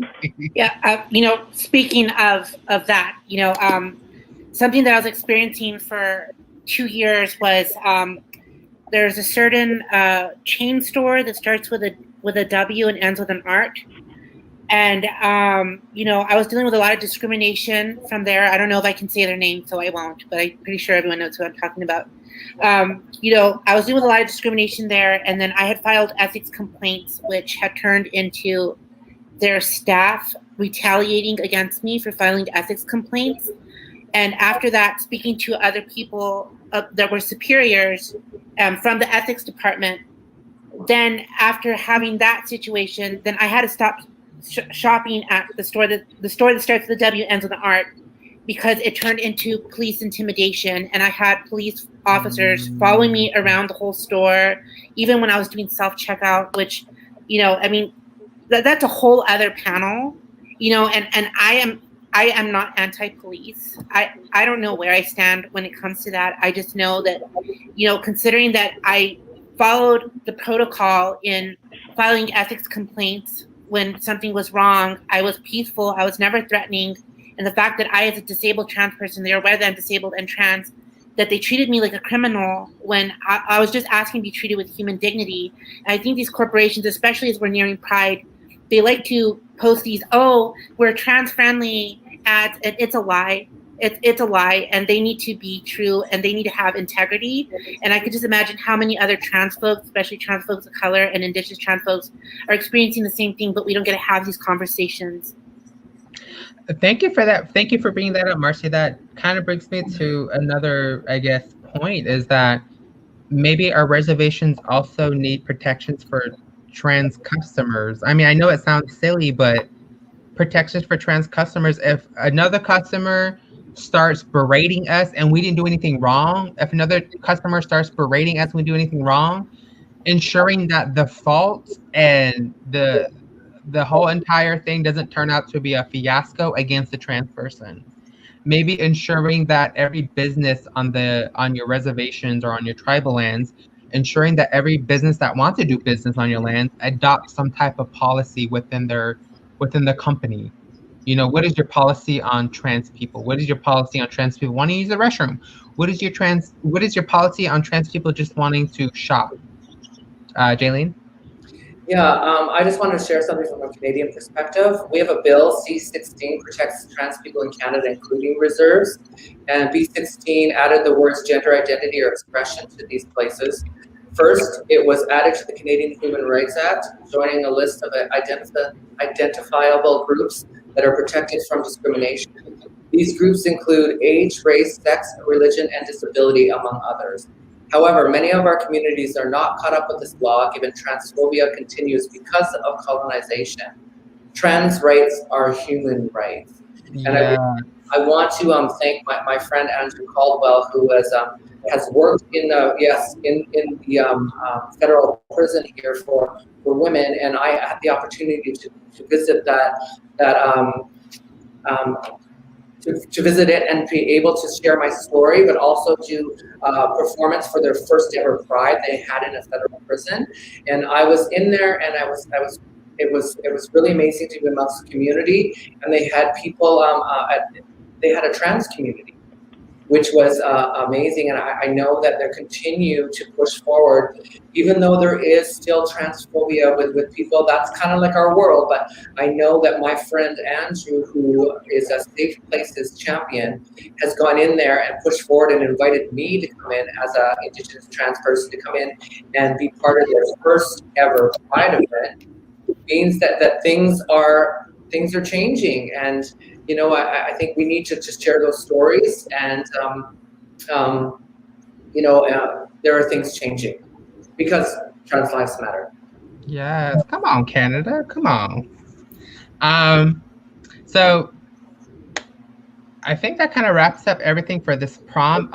In the consideration for, we also want to have folks answer folks' questions from the public. But before I do, I also would like to say, following this prompt, that Diné Pride is working with other delegates to pass or sign into law the Diné Equality Act. So if you want to learn more information about that, please feel free to visit Diné Pride, or you can also Google Diné Equality Act. In addition, the Navajo Nation Council approved legislation recognizing Diné Pride in June every year. So this is a major historic thing for Navajo folks and Navajo Nation. So there's a little bit of information for y'all. Now, I want to open the panel up for public Q&A. So can we have our questions brought to us, whoever is wizard behind the curtains? Do we have any public questions from anyone? Have anything for us to answer? When I say the wizard behind the curtains, I mean Al Ray. Al Ray, do we have any questions? I have a question. Yeah. For the panel, as trans identifying people, this is so great to be all together here. Thank you so much. My heart is really full. I want to thank you all for really having that courage to stand in your truth. I think this is something that is so important. Our visibility really matters. My question is, can you name an experience where you really truly felt that personal freedom? I could. It just happened recently. I posted my outcoming video on TikTok, and it went viral, and it showed my transitioning, and it went viral, and I got a lot of supportive people on there, and I got a lot of questions. I got a lot of good feedback. I even had parents that came on there and said their child was having a hard time, and how did I get through it, and how did I become where I'm at today, and all these things. So just doing that made me feel good, and it made me feel like I was making a difference. So doing that, now my social media is based on, my platform is based on me just being out there and helping others and being my true self. So that's what did it for me. Thank you, V. I love that. I love that. I love that. Anyone else want to answer Jaylene's prompt? I think for me, when I went sober, that was following where I had this big breakdown, and I'm not going to go into that because I want to talk about something empowering. But a lot of the people that knew me, they never thought that I would get sober. I never thought I would get sober. I went for so long taking out how other people felt about me on myself. And so one of the important things that I feel is, body positivity, loving yourself as you are, or the best that you can be, and all that. Seeing in the mirror, I like that about myself, and that's what I'm going to focus on today. And I had disappeared because I grew up in the electronic dance scene out here. I disappeared for over a year, and I show up back as myself because I had the chance to finally be myself. I had this whole year off where I'm getting medicated, trying to get sober and see what that's like. And I show up as myself. I walked in my heels, and I think everyone just getting to see me and just knowing that having that explanation, I was a mess because of the trauma, and that's how I was coping with it. I was self-medicating, but here I am now, and as scary as it is, that was the most wonderful thing to just be well, here I am, and in spite of all this, I'm just going to be me because you have no other option but to be yourself. And I think that's the most important thing, is just to be true to yourself. Thank you. Beautiful. I think for me to answer that question really shortly, there have been many moments that I've had experienced kind of moments of freedom, but I think the moment I experienced the greatest amount of freedom was, I don't know if you can see it, but when I graduated, I actually wore a traditional Navajo woman's rug dress. I had a relative had it made for me for my graduation out here in Los Angeles. And I think the greatest moment I had was when my own biological mother was helping me get ready. When she was helping me tie up my yes, when she was helping me put on the jewelry, when she was helping me with the female moccasins with the wraps. I think that was the greatest moment I've ever had. Surgeries didn't matter in that moment. Hormones did not matter in that moment. That dress, that epitome of Navajo womanhood, really, like when I put it on, I felt free. I felt complete. I felt whole. This was something I've been chasing for so long, to be not only to be a Navajo woman, but to be recognized as a Navajo woman. And in Navajo culture, we are matrilineal. So the only person who can do that is your grandmother and your own mother and your aunts. So it was very healing to experience that. Oh my goodness, so amazing. Wow. I want to say for me, after I started noticing my voice changing, it felt like everything was going in place for me. It felt refreshing not having to be accidentally called a sir, and then once I start talking, they're like, "Oh, I'm sorry, my bad." I'm like, "All right." But once I started noticing my voice, that's when I started feeling a little bit of that freedom. And honestly, not a lot of people trans probably say this a lot, but for me, it felt like coming out twice again to my family. And it was the scariest thing I've ever done. But getting my family's reaction, it lifted so much. Like I never felt so much freedom. And, I still remember what my uncle, my father figure, said to me when when we were done talking was like, in our family, we always need another cowboy. So that like just made it feel even more free. So every now and then, getting that support from them, it also makes you feel more of yourself. Like you have that freedom. Like as long as my family knows, nothing in the world matters. It's that freedom that I haven't fully felt until I came out twice again. So that's that, and my voice, that's everything that I need right now. So Nice. Jalen, what about you? Yeah, you know what? I want to acknowledge the energy that was just created from all of us sharing that. Like this is what really matters, this feeling. And for anybody that's watching that's looking for a place to fit in as an Indigenous, trans identifying or a gender non-conforming person, it really is about just standing in your truth and surrounding yourself with strength with the stories of people like on this panel who have realized that freedom. So it's there for you. It's just make sure that you realize that, the power inside of you is to be you. And for myself, I think one of the things that allows me to really realize my freedom was that courage I had to really connect with the parents who raised me. And we were estranged for many years.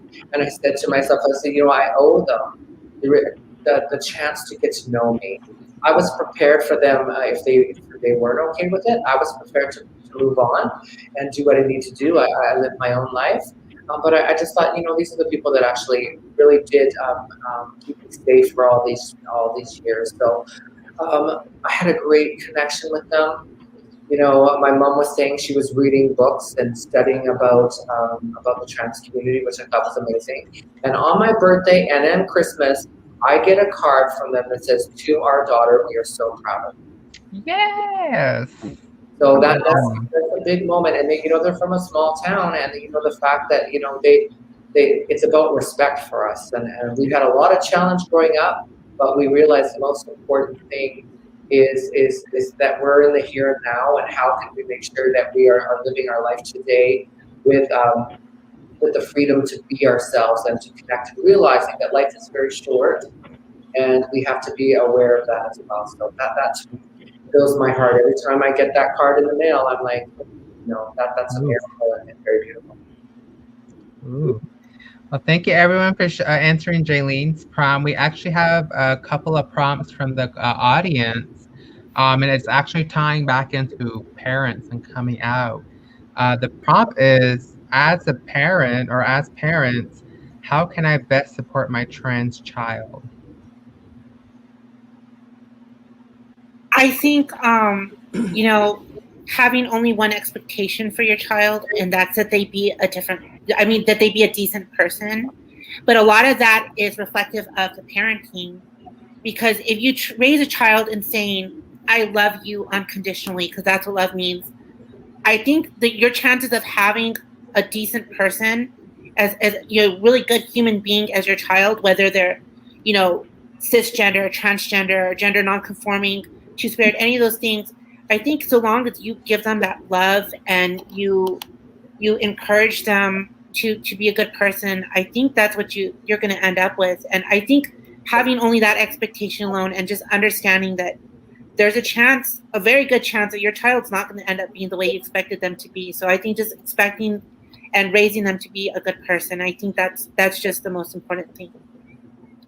Mm.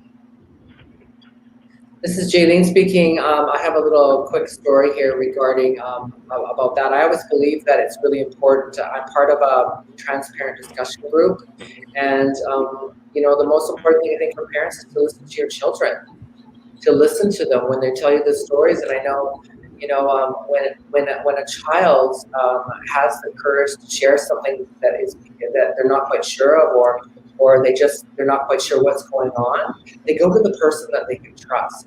So when they go to a parent and they say that, parents, I just say just listen to them and allow them to share how they're feeling. I know that a lot of our experiences is when we would say that, we'd be shut down. And what happens if we're not allowing that child to say what they need to say is they won't come to you again. They will internalize it and they'll go somewhere else. And that's when we lose our children, because they don't feel that connection at home, so they have to go and find it elsewhere. And so I think for to best help your child is to listen to them. I had a mother who I work in a school, Blanche McDonald Center in Vancouver, and it is a space that welcomes everyone. That's one of the reasons why I love being here. The culture is about making sure that we acknowledge the diversity in our world and how powerful and beautiful it is. Well, a mother brought her 7-year-old trans daughter to come meet me, and I was like, oh my God, that's so special. So she came to the space. I walked her through where I worked. We walked upstairs in the campus, and then we walked down this hallway down past my office. And she stopped at the office and she said to me, does this mean that when I grow up, I'll be able to work in an office like this? Yes, come on. At that moment, I realized what visibility was. I was just standing in my truth. I was doing what I was doing. And in turn, there was this young, inspired mind that was looking at me and realizing that anything is possible. And so for parents, take your child out and explore diversity. Identity is not sexuality, and it is a journey. Children need to know that they can be free to explore. You don't know, and like what Marcy was saying, you want your child just to be a good human being that's kind to people and is creating and protecting safe places for everyone to do that. So I just think it's really one of those things that it's really important to acknowledge and celebrate. I have something to say. As a parent myself, I'm always there for my kids. And when I first came out, started, to do my transitioning, I approached my kids, and my kids were accepting. They were behind me 100%. And just to do that and be there for them was amazing. So as a parent, when you got to listen to your kids, make that time, because you don't know what you're going to get. Because when I did that, one of my kids actually came out as bi, and I sat there with her, and you should have seen the happy look on her face when she had to tell me that, and just being accepting of it and being open about what I was doing and everything. it made her feel comfortable with who she is. And I was really amazed and happy that things came out that way, because as a parent, you just really got to be supportive. No matter what, your child's always going to be your child. You got to love them no matter what. You know, they're gifts from God all the time.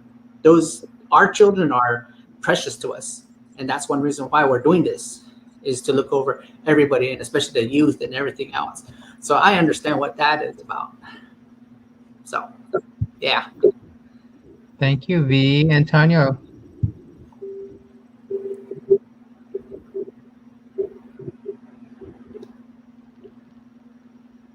There we go. Sorry. I think as a parent, I think that as long as they talk to their kid, as long as they have, because I mean, not a lot of parents fully understand exactly what a transgender is, or how to go about it. I think that as a parent, you should be more open-minded, listening more, and just hearing us out is, I think, the best thing a parent could do. And again, this ties back to having that community center where a lot of parents can learn about it or look for information about it. And growing up for me, I didn't know a whole lot about transgender. If I knew so much, I would have made this change a long time ago. But I think that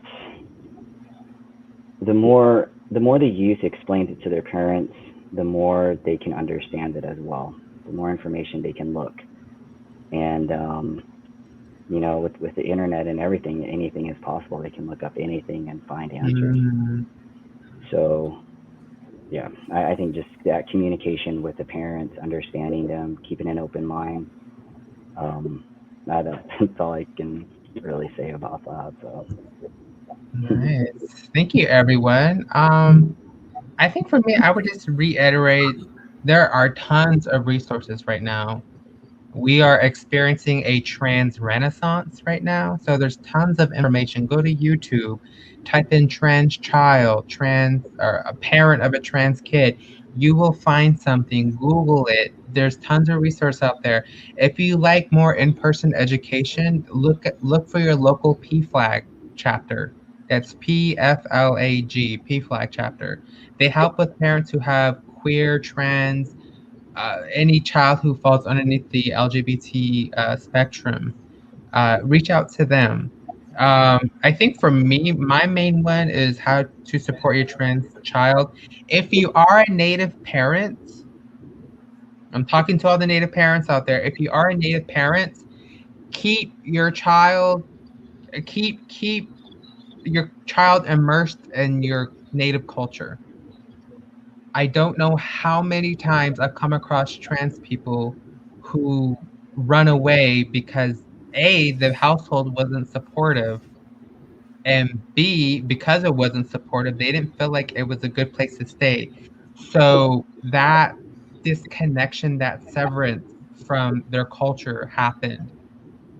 It's sad, but it happens. As a parent, you can change that. You can change the course of your child's life. I'm very fortunate that my own mother was very accepting, and I still got to learn and speak the Navajo language, know my Navajo culture, because my mom loved me regardless. I'm very blessed. I'm very blessed that I have a mother like that. I'm very blessed that I have a parent like that. So as a Native parent, please love your child. Because the more your child feels loved and embraced and supported at home, they will do phenomenal stuff.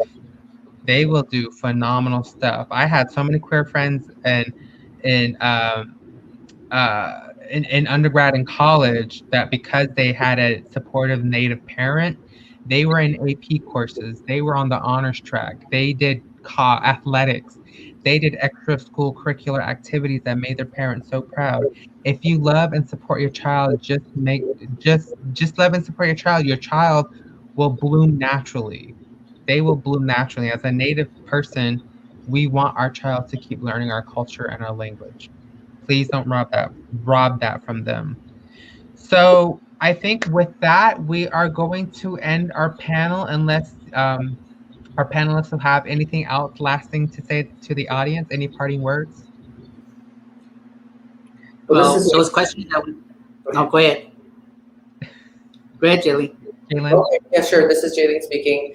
I just want to say that this is a celebration of pride. It's also an opportunity to recognize the people that came before us that could not walk freely as Indigenous Two-Spirit people. So we all honor them, and I just want to say that my thoughts and my heart and my energy is steeped in how I navigate through this world today. It's to hold my head up high in their honor and realize that I'm so grateful to be able to witness the fact that we are our rights and freedoms are opening up, and together in our unity, that is our power. Thank you. V? Oh, I was going to say the questions that we didn't answer, we could probably go ahead and just answer them in their comments for them. So. Oh, okay. We can answer it afterwards because this is scheduled to end at I guess 7 y'all time. So any last words, V, Marcy? Yes, my words are for other Native folks that are not trans or two-spirited.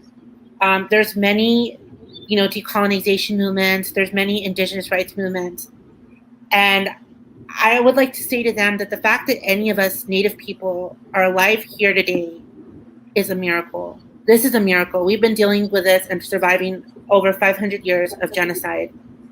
And that it is of the utmost importance to remember that trans Native survival is important too, because one trans Native person that's lost is just another Native person that's lost. And it takes all of the tribes to work together.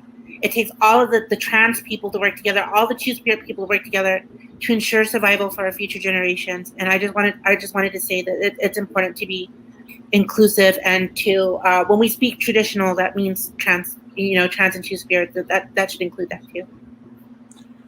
Thank you, Marcy. I want to say, thanks for everybody for tuning in and helping being here, and then plus, all of us sitting on the panel too. There's a lot of things that we needed to get out and we need to share with others, and I'm glad that this panel was here for us to do this. So I do appreciate everything. Thank you, everyone. And I think for me, my last parting words is just love your trans child. If you do have a trans niece, nephew, grandchild, make sure you know that they have a family member who supports them. Make sure that you reach out to them, because their parent might not be supportive, their grandparents might not be supportive. Just tell them, hey, I support you.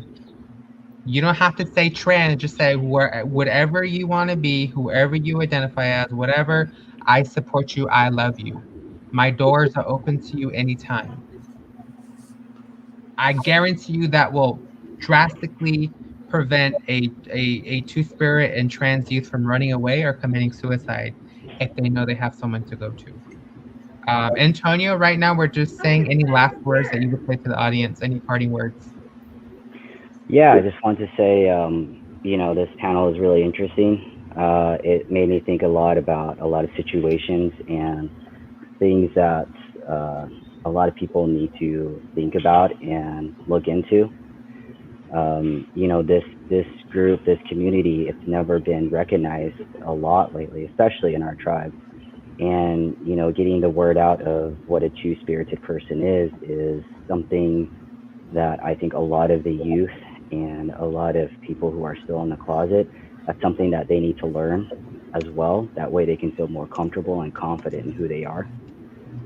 And also, just for the youth out there, just you can't be afraid to be who you are. And, there's a lot of people out there who are exactly the same, going through the same situation. They are afraid, they're scared, they don't know what to do or how to say it. And, main thing is you just got to really love yourself and be true to you, who you are inside, whether you're a guy feeling like a girl inside, a girl feeling like a guy inside. It's, there's nothing wrong with feeling how you should feel. And I really, really hope that all Native American governments can look into the LGBTQ plus community centers. I think that will be a huge win for our community. And not only that, but it would help get a lot of the word out, and it would help prevent, runaways, suicides, just, kind of the community going into like drugs or alcohol or anything like that. So, again, this panel is really interesting. I learned some things as well. So, but I appreciate everything and everything that we talked about and brought up. So. Perfect. Well, thank you, everyone. With that, I will bid you all adieu. Panelists, you can feel free to leave. Give some information afterwards. So I want to again thank the panelists for coming. If you can, in the comments, thank the panelists. If you can send Diné Pride private message or comments thanking them for putting on the show and how fabulous that's been. Last remarks I want to say is that this Sunday is National Transgender HIV Testing Day. It's an annual event that happens every April 18th, in which encourages trans folks to get tested for HIV, know their status. If you've fallen out of care, if you are living with HIV, to get back in care. And also, if you aren't living with HIV or if you're HIV negative, to talk to your doctor about PrEP, because PrEP is an amazing medication that will help you in contracting HIV or even transmitting HIV. So some places that you can get tested at, if you do live in the Southwest region of the United States, you can go to First Nations Community Health Source in Albuquerque, New Mexico to get tested. You can also go to Tehatui in Fort Defiance, Arizona, near Window Rock. If you are a Native person, you have access to the Indian Health Service or IHS. They also do HIV testing there. You can also go to the Transgender Resource Center in Albuquerque, New Mexico. You can also go to the University of New Mexico Truman Health Center. You can also go to Northern Navajo Medical Center in Shiprock, New Mexico. And you can also go to Southwest Center in Phoenix, Arizona. So please, please, if you are trans, Two-Spirit, or if you know anyone who is trans, Indigenous, and Two-Spirit, please encourage them to get tested. Encourage your other trans sisters and brothers to get tested if you are trans identified yourself. Lastly, I also want to give a shout out to the Diné Pride. They have a scholarship for high schoolers. High schoolers who identify as Two-Spirit or Native LGBTQI+, and who have a certificate of Indian blood, so CIB. This is a very important resource that I feel like a lot of soon-to-be college students will greatly benefit from. As someone who's graduated from undergrad and gone through this whole process, money will definitely help. Money will definitely help. We don't need any more starving Native college students. Let's end that. So please check out the Diné Pride website at NavajoNation, I believe, .org, NavajoNationPride.org. And also, please, please, please, Diné Pride is scheduled to have their events from June 14th through the 20th. This will be online events as well as a drive-in parade and variety shows that will be hosted in Window Rock, Arizona. Once again, Diné Pride will be scheduled from June 14th through the 20th. If you want any more information, please visit NavajoNationPride.org. And if you have any other questions, comments, concerns, please comment. Please reach out to Diné Pride on their Facebook, Instagram, or you can directly email them. And thank them what a wonderful job they did today, and also the wonderful job that they do every other day. And thank you very much, everyone, for joining us. I will be signing out. Once again, my name is Yue, and I will see everyone later. Hagone.